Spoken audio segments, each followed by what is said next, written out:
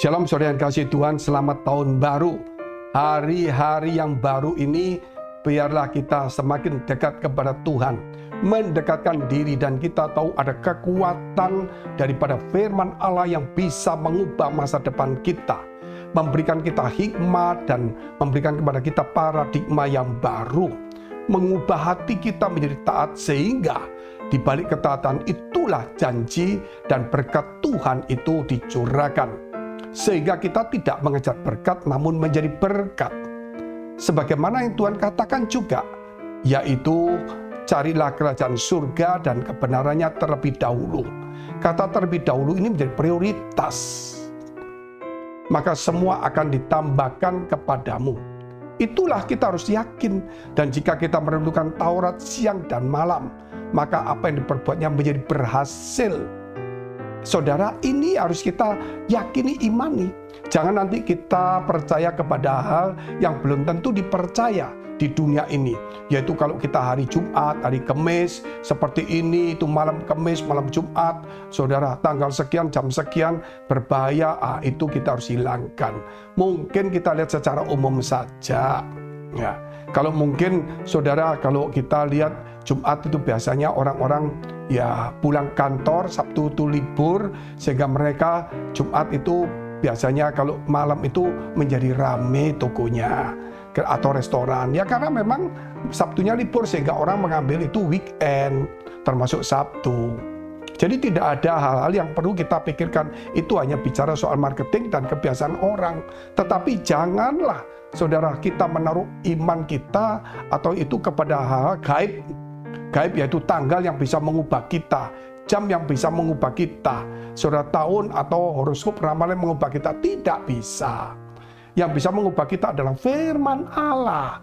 Dari orang berdosa, orang yang terkutuk, menjadi dibebaskan dari kutuk.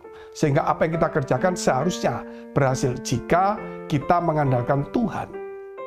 Kita berdoa terlebih dahulu. Bapa kami dalam surga, Bapa yang baik yang kami kenal di dalam nama Tuhan Yesus Kristus.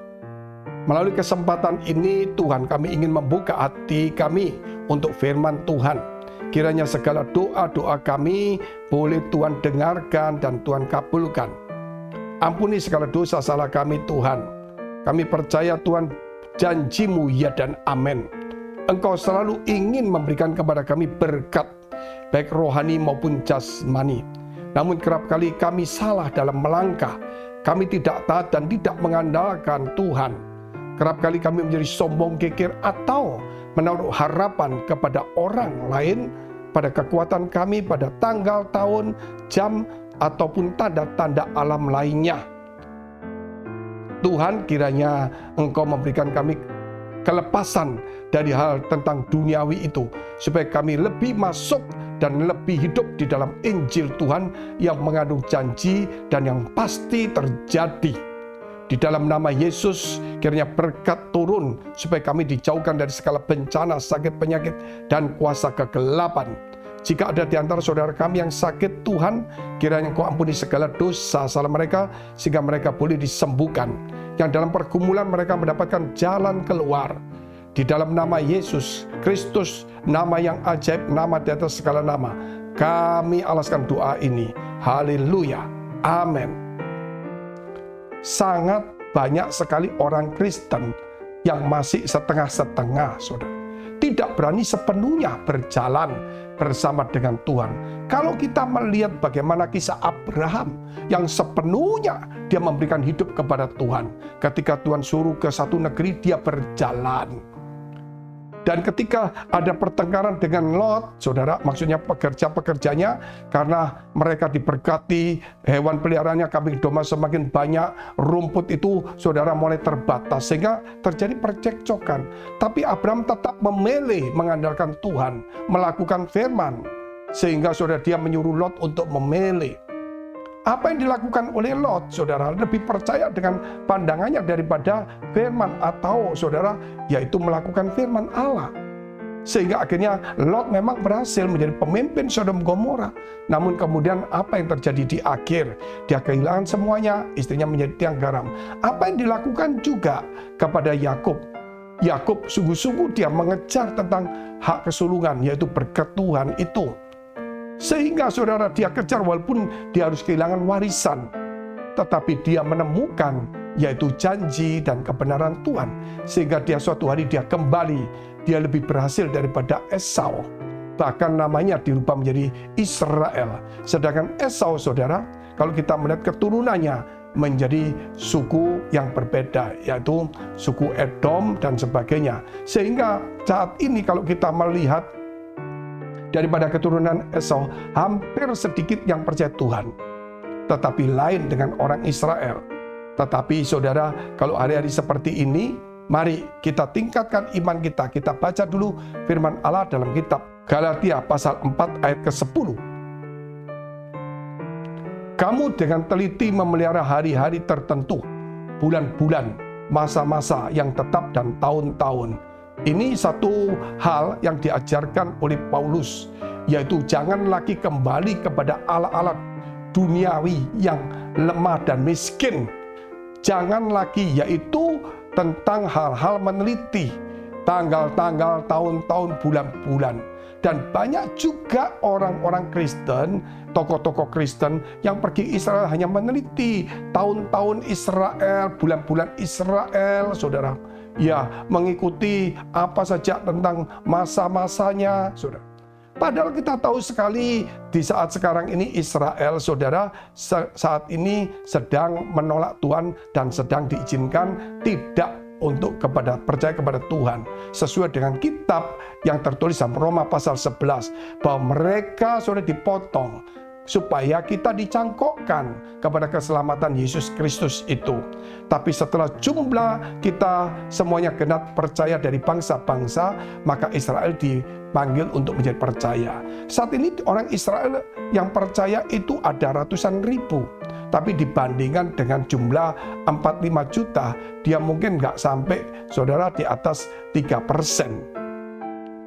Itulah sebabnya kenapa kalau kita terus orang Kristen mengadopsi tata cara adat istiadat atau Taurat, kebiasaan Sabat, yang lain-lainnya. Kita jangan kembali lagi kepada hukum Taurat. Tapi kita harus kembali kepada hukum kasih karunia.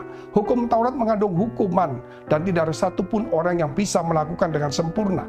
Sehingga kita dilepaskan dari hukum Taurat, mendapatkan hukum kasih karunia. Disitulah kita, saudara, dapatkan kemurahan kasih daripada Tuhan. Jangan lagi kita masuk atau kembali dengan meneliti. Contoh-contoh juga kalau saya melihat orang-orang percaya ini sudah mulai melihat sesuatu, bintang-bintang, horoskop, tanggal lahirnya pagi, siang, malam, show apa, saudara, dan sebagainya. Tidaklah, saudara, mulai hari ini kita harus buang. Kita yakin setiap hari adalah baik di hadapan Tuhan.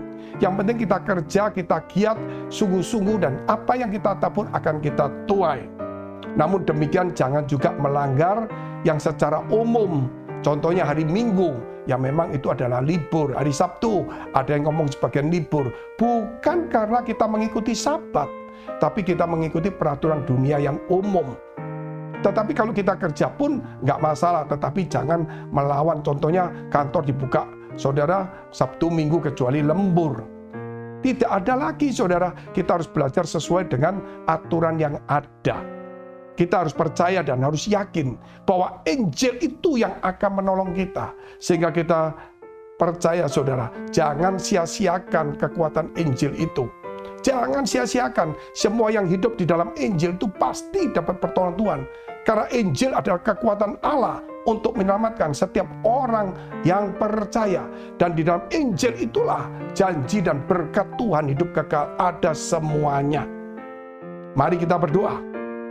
Terima kasih Bapa di surga, biar firman-Mu tertanam dalam hati kami. Mari saudara, engkau yang diberkati Tuhan, engkau yang mendapatkan kasih karunia Tuhan, biar hari ini juga Tuhan melepaskan dan menjaga kita, menjauhkan dari segala ancaman, bencana, sakit penyakit, kuasa kegelapan, dan orang-orang jahat. Dan jikalau saudara saat ini di dalam pergumulan, persoalan, masalah, tantangan, dekapkan kedua tanganmu di dadamu. Dan jikalau engkau saudara saat ini mengalami sakit penyakit, tumpangkan tanganmu bagian sakit. Yakinlah selama perjalanan Yesus hidup di dunia. Menyembuhkan, melepaskan orang daripada ikatan setan-setan, memulihkan, dan juga membangkitkan orang mati, dan juga mengubah dan memberkati.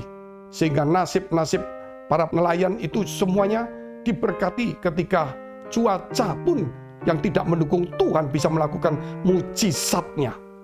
Oleh karena itu, yakinlah dengan imanmu di dalam nama Yesus Kristus. Jadilah sembuh, jadilah pulih. Biar hari ini engkau diberkati Tuhan.